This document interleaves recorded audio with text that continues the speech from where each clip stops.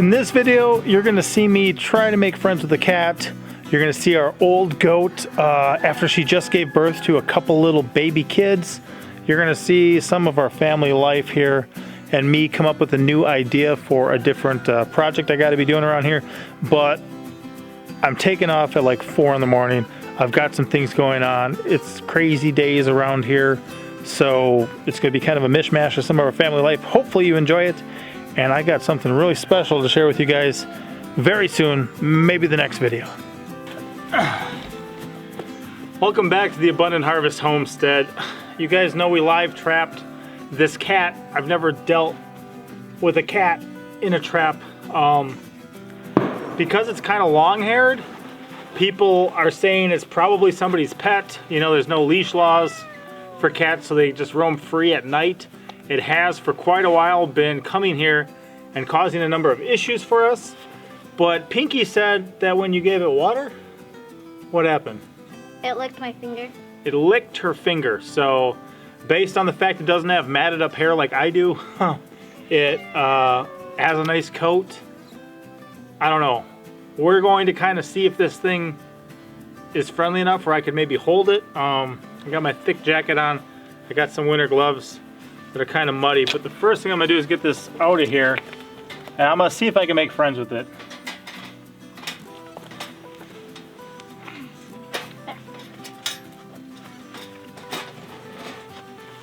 Pull the water out.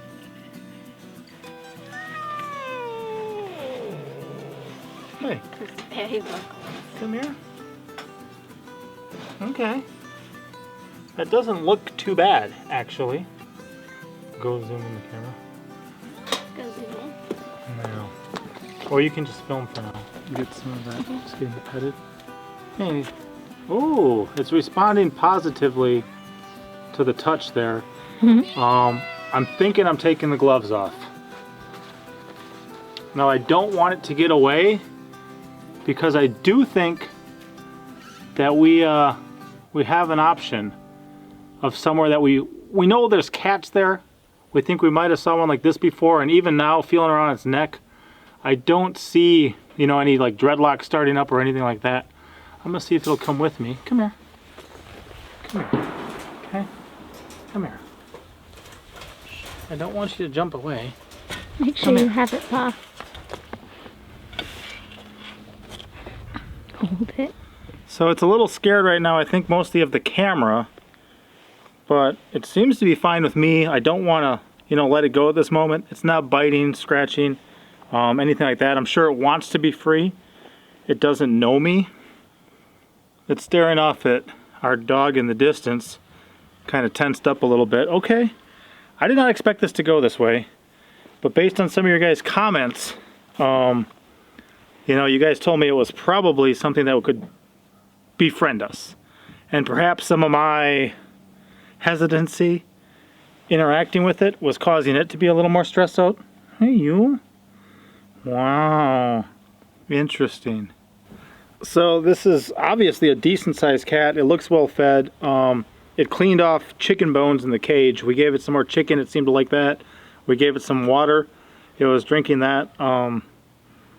Yeah, being around strangers, it was always, you know, taking off whenever we'd see it around here. I'd see the eyes in the distance and it'd just take off. I thought it was maybe a fox for a bit. And then what else happened with you? Oh yeah, when it was in the cage and I kind of walked up, of course that's a hostile, strange new environment for it. So it was very kind of concerned. It's pushing on me pretty good. I know it wants to go, but I'm not just going to turn it loose. I think I'm going to take a drive to this one place. It's the only place in the area I can really think of that this thing could have came from. So I'm going to go find out. And we'll see. And then I got a cool project I want to work on today. It might just be prep work by this point, but I'll see. Alright, you're gonna go back in the cage for a minute. You ready to try to go for a ride and find your owners? I'm willing to try for you. Hey, what do you think, kitty? Can we be friends now? No? Did you say no? Okay, give me a second. I know you're not used to being caged. Well, it turns out I was correct in thinking we might have saw that cat around there before, but the guy said it just stops in there and tries to get his cats pregnant. It's not his. He said he wanted nothing to do with it. There's really, I'm thinking somebody dropped it off just because where we live is so far out. Man, it's like dead end stuff for the most part. So now I got to figure out what to do with this thing. It's Sunday, so apparently I'm gonna take care of it for a little bit. I ain't exactly keen on just letting it go.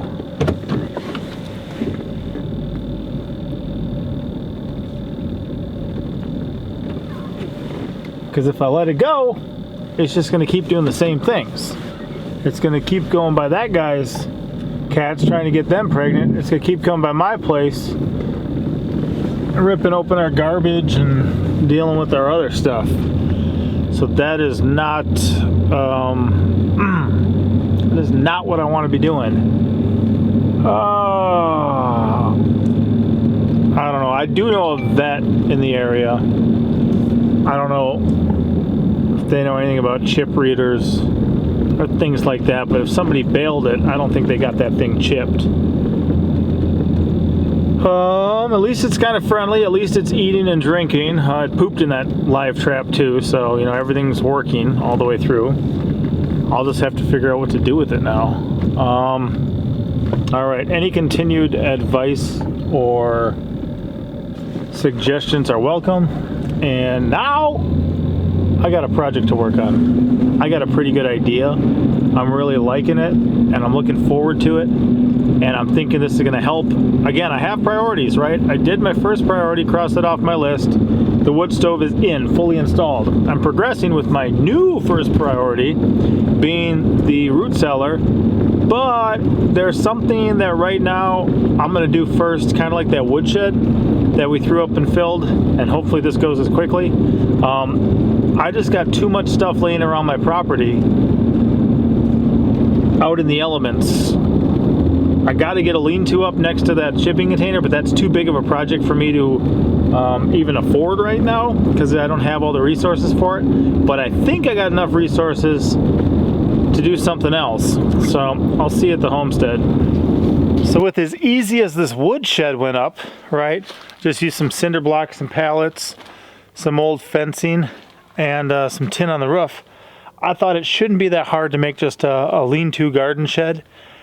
And I got a perfect spot for it up there, and it's going to help me keep a lot of my pots, a lot of my seed trays, a lot of my garden tools somewhere safe, so I don't just have like this rake, for instance, just randomly laying around the yard all the time. I got to gather a couple resources. I do have some pallets I'm going to use. I'm going to get some cedar posts this time, and I'm going to go get some of that the fencing, and go from there. At the moment, I got some of those fence pickets then that I'm going to need. A couple of pallets. I'm probably going to get a couple more, but I'm going to go off and get some cedar posts from the woods. I need some for another project too, so I got to leave some of the bigger ones. But smaller ones I could use here. I'm just trying to figure out where they are and go get them.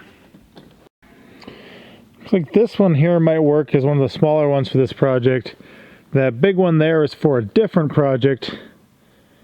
I'll have to see about some of those over there. I got a couple that are downed already. What I'm doing here is I am eliminating some of the cedars on my property to avoid cedar apple rust completely.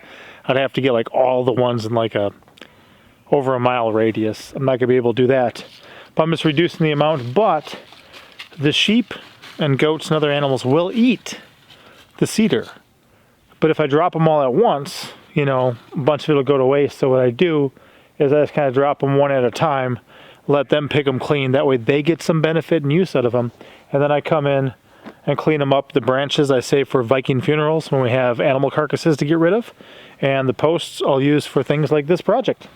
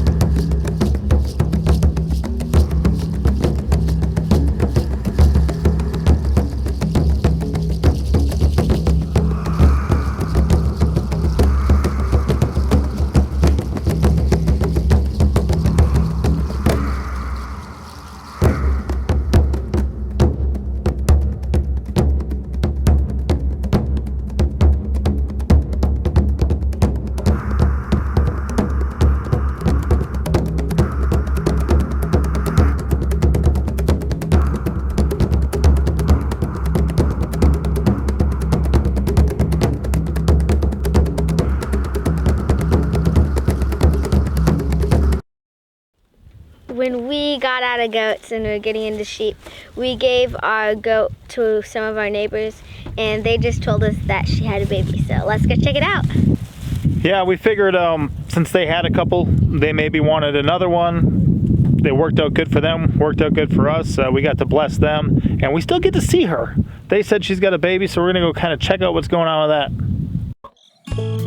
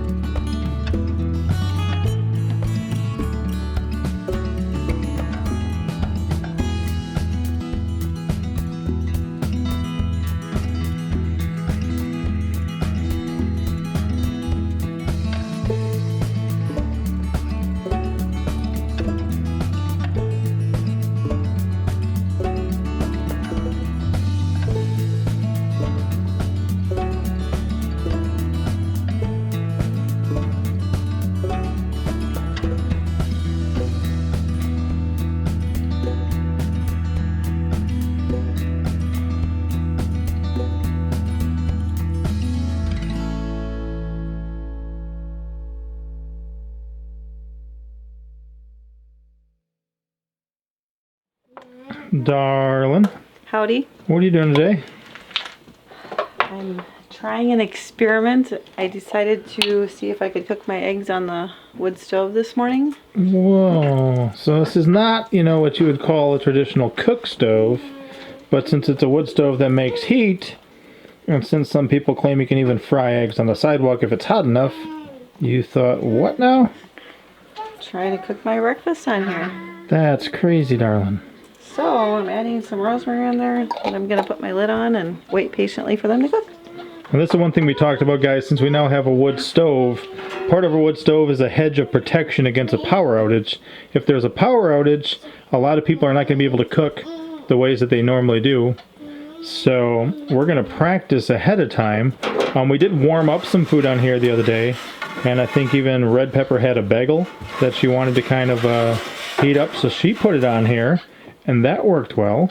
So yeah, cover them up, we'll see what happens. And I did just throw on, before these, my sourdough English muffins to kind of cook up just a little bit, so I browned them nice. Nice, that worked well? It just needed some low heat to, cook them up and help them rise, but they didn't rise a whole bunch really, but nice. It still worked. Cool. Saves us our gas. So there we go, guys. Cooking on our wood stove.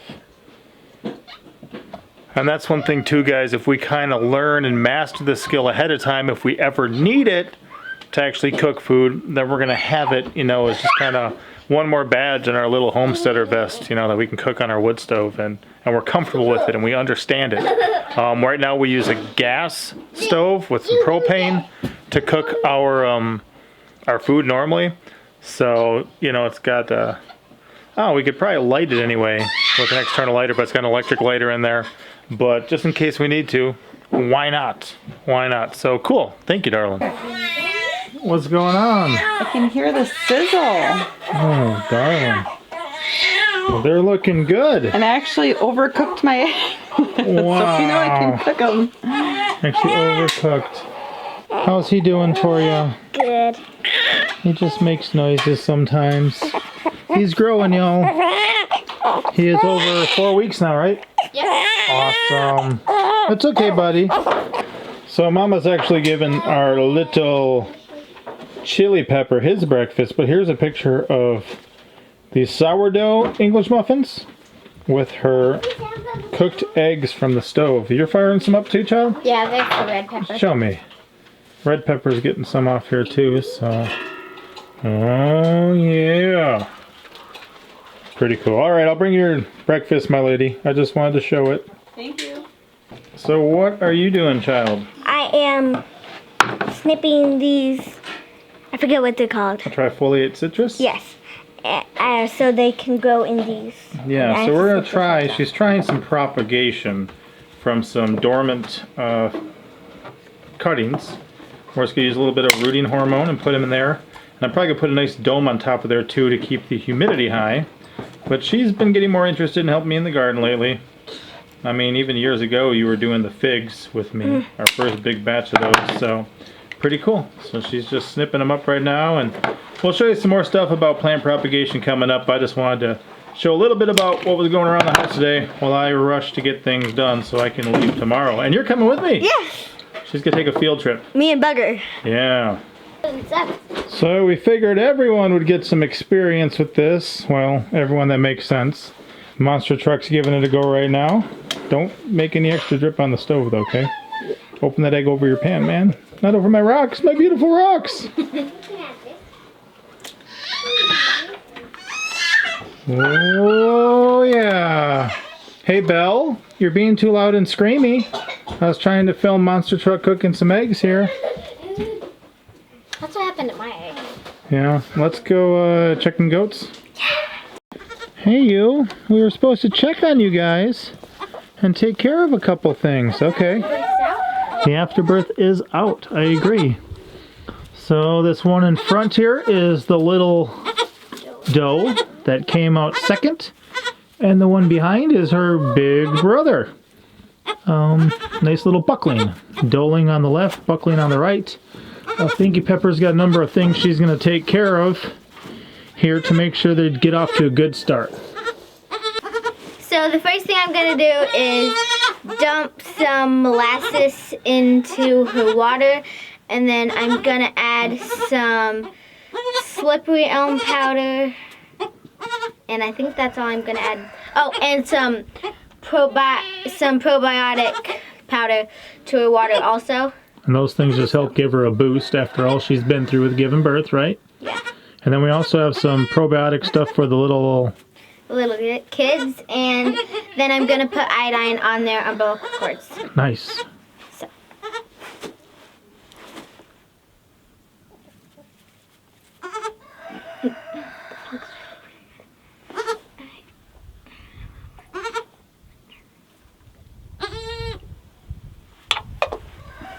That stick there looks good for stirring.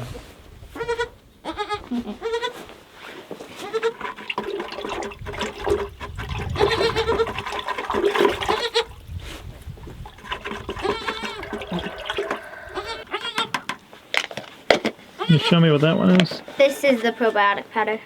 Nice, and it says goats prefer. So good. We give it to our sheep too because all it has is probiotics. Okay, so no copper or things like that. Oh, and I'm going to add a little bit of slippery elm powder to our water. So our neighbors had some things to do today. They asked if we'd just kind of come up and take care of some of these things to get them off to a good start. And a lot of times once you add that molasses to the water, they'll just drink. They really like it. So it's a good time to sneak other good things for them into it. And then she gets some of this Probios, we call it blue toothpaste. And that makes sense. And so do the babies. How much do we give her? 5 grams. Okay.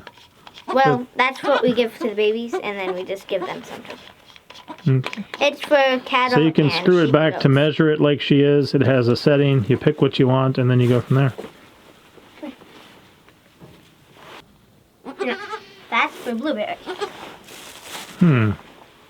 Looks like a big blueberry. Yeah. Oh, she's still got some stuff hanging out of her, too. Yes, she does. Okay, we'll keep an eye on that. Yeah, because if it doesn't come out, we're gonna need to take it out. Yeah, we'll have to pull it out if it doesn't come out. Yeah. Because one of Sandy Brock's ewes died because it all didn't come out. You know, and last time Mama had little chili pepper, Yeah. the placenta came out, but the amniotic sac didn't, so that had to come out later. And that looks exactly like what we got going on here. Yeah, that's the amniotic sac. Come here, don't hide in your babies. Here. Good, she'll eat it. Yummy, huh? Nice and blue for you. Come on, here, take the rest.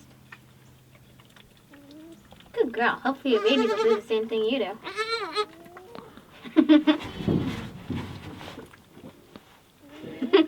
She's weird. Don't eat my fingers. Ow! Well, you said eat my fingers. I said don't. She probably didn't hear the don't. Okay, now your babies get some. So on the ground right over there is the placenta, but she's still got an amniotic sac hanging out back there. So I think we're going to remove that placenta too.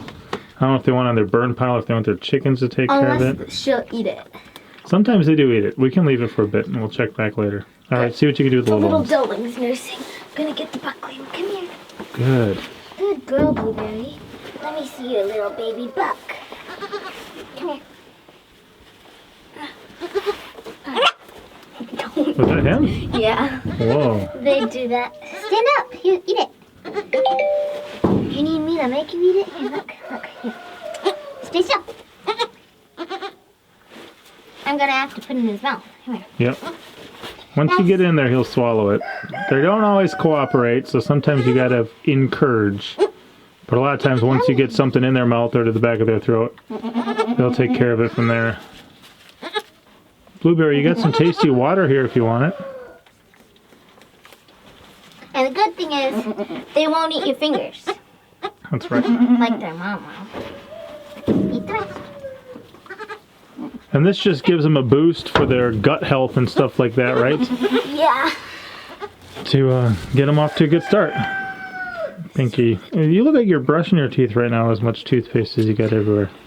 The kids call it Blueberry will toothpaste probably eat it off when when you're done. I'm done. Silly doesn't want to come on. This one's about empty. I don't know if you guys can see that swinging out the back there.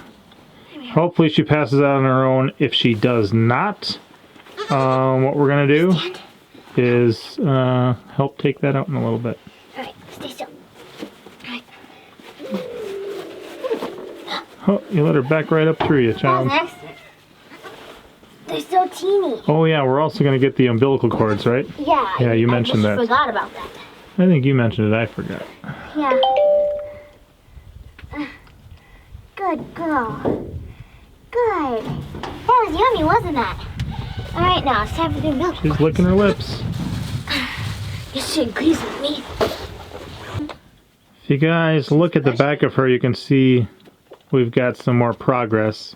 Yeah. That bubble at the top was not there before, so it looks like she's going to do pretty good passing around. There she goes. Look at her. She's pushing. Oh, she's peeing. I think I'm gonna wait. But all that should come out. And I don't think there's another kid. If there is, it's right now. But I don't think so. Yeah, that doesn't look like there's a kid there. I'm gonna wait for It's just the end of the afterbirth that we're hoping, thinking. This goat is actually Boar and Kiko.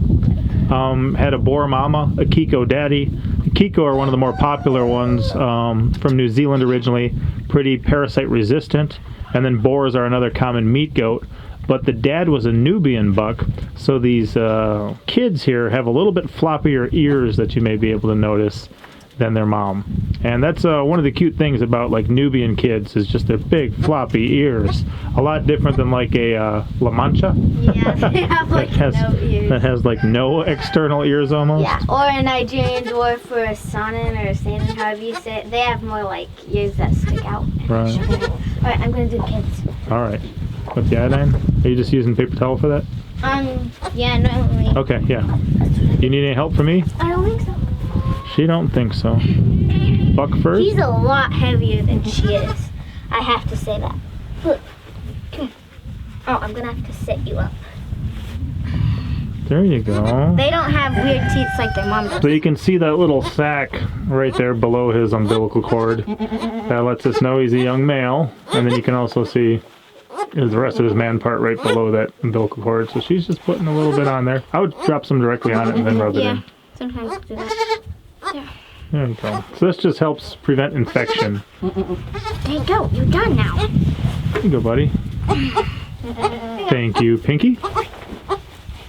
Now it's the sister's turn. She's in the front. She's looking for something in the back. It's amazing. They get up right away and they know kind of how to go get food. She was looking between the front legs that time, so they're still learning.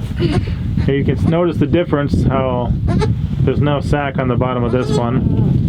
And she has bigger teeth. Yeah, bigger teats. There's no sac between her legs, and then under her umbilical cord, there's no male part. I will have you show them the buckling again just to let them see the difference. So this one here, notice there's nothing under the umbilical cord. Look down between here. There's nothing over here. There's this would be just a girl, just teats. Okay? And we're gonna get your brother just to show that. And you know, just one quick look when that male stood up and Pinky, he's like, oh, you got a buckling, and then he's like, oh, the other one's a female. So here, there's gonna be a little sac, and then right up at the top, there you go, is the other male part. So put him down. I've had a lot of baby goats do that to me. So I'm going to show Blueberry her water. Okay. And we're just going to make sure Blueberry knows she's got some extra tasty water. Are you putting that in her mouth? In the baby's mouth. Okay. It helps them with their gut and Their digestion and stuff, right? when you wean them, yeah. So they're fresh out the womb. They're adjusting to a different diet than getting their food from their umbilical cord. Whoa. So she's also just going to give them a little bit of slippery elm Down. right in the mouth. Okay. Stand here. This is the one Mama Pepper buys. Organic slippery elm bark powder from Herbalia or Herbala. And there it goes. Is it taking on its own, huh? It just is sucking on my fingers so then it gets all off. Hey, she's doing good at passing that. Yes, she is. It's coming out, so by the time we come back and check, that should be gone. And then we'll just see if she eats it. If not, we'll pull the stuff out of here unless our friends get back first. But a good mama, look at that little one nursing there. And Pinky Pepper checked just to make sure she had milk. And you said there was just some nice thick yellow colostrum, right? Yeah, it's really thick. So the milk that the mama gives first is colostrum. It's some really good, powerful stuff. Sometimes people milk some off and save it in case they get a sick animal. They give it to them, and it just really helps. Yeah, we've given colostrum to some of our grown goats. Before I leave, I'm gonna check her milk just quick. Her teats are getting more pointy as the kids suck on them, I see that now. and they're getting longer. I don't think You that's can gonna fix them, Check that one quick. but it's gonna get them longer and bigger. Good girl. Shh, shh, shh. Wow, look how much. Oh, here I'm we gonna have go. the baby like that so I don't. Yeah, waste that it, is thick and yellow. That's but, awesome. She has a good amount, and her teeth are really getting longer, and it's easier for it to come out like it drips down the sides of the two pointy ends to the middle, kind of. Okay, yeah, she's got kind of some interesting. Oh, she just passed it. That was the other placenta. The other placenta. Okay, there you go. So the embryonic sac had been hanging. Now she got the other placenta. Let that little girl lick that colostrum off. Yeah, that's what I'm gonna. And then we'll leave her be. If she eats her placentas, fine. If not, we'll move them later. I think he's just going to let this one lick the colostrum off. She ate all her feet. There you go. I got in her mouth anyway. Mouth. All right, farm girl, I got a couple other things to take care of. Goodbye. He's sliding on the placenta. I gave her water and she drank a good amount of it, and they're doing good. And then for the moment too, where we came in a little bit earlier, shot that footage, checked her out. But a good thing to do is, if everything's doing well, give the mom a lot of privacy. Give the babies a lot of privacy. Let them adjust to their new life, and don't do anything to stress the animals out, right? Normally we do when we had goats, if our goats had babies or if our sheep now have babies, we just do what we need to do with the mom and the babies, and then we just leave them be for a little while, and we'll just kind of peek around wherever we're keeping them if we don't need to do anything, and just make sure they look good and that they're doing good, and then we'll kind of leave just so they can bond a whole bunch. Nice. All right, let's go so they can bond. Yep.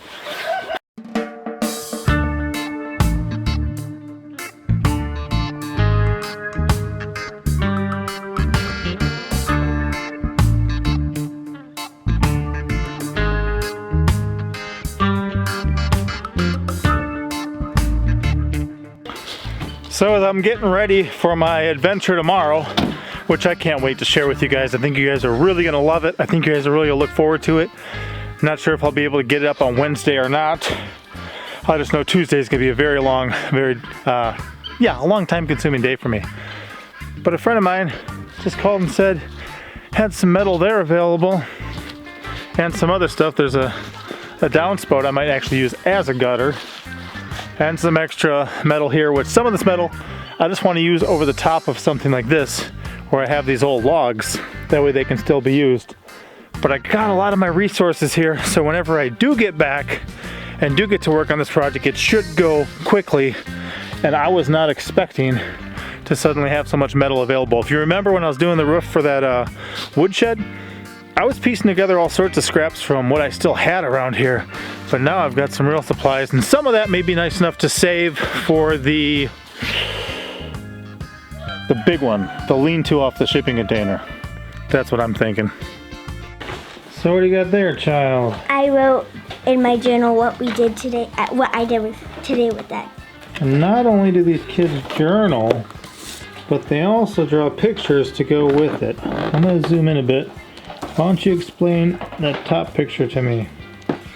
The top picture shows Dad when he is putting the bucket, well, the gardening containers, gardening pots on the plants, and then covering it with mulch. And then I'm carrying mulch in a bucket to put on the plants. Why does that plant look so pokey? Because it is the, I forget what it's called.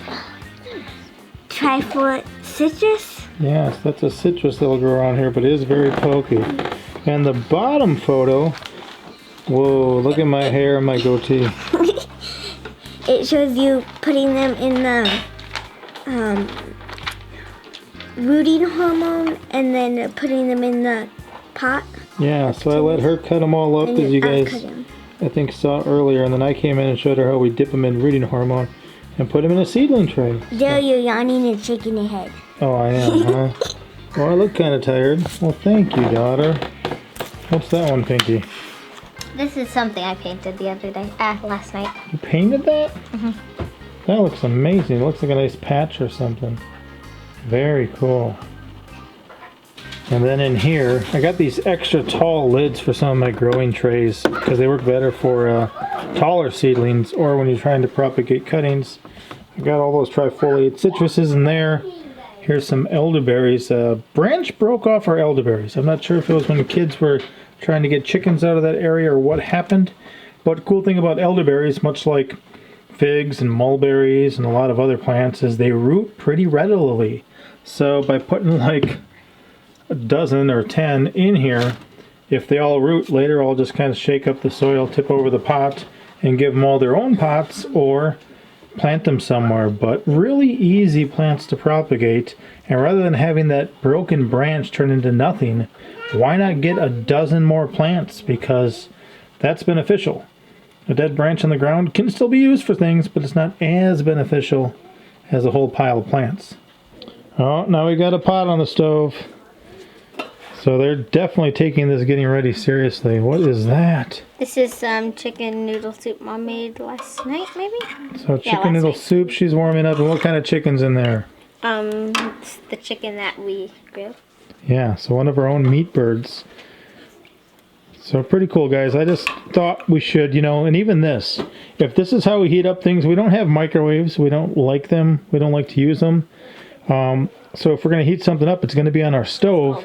It's going to be one of our main ways to do that. But she just put this on here so that she can heat it up here. And trust me, if that fire is enough to make this thing pretty much empty of water every day or two, yeah, it's enough to heat that up too. Very cool, child.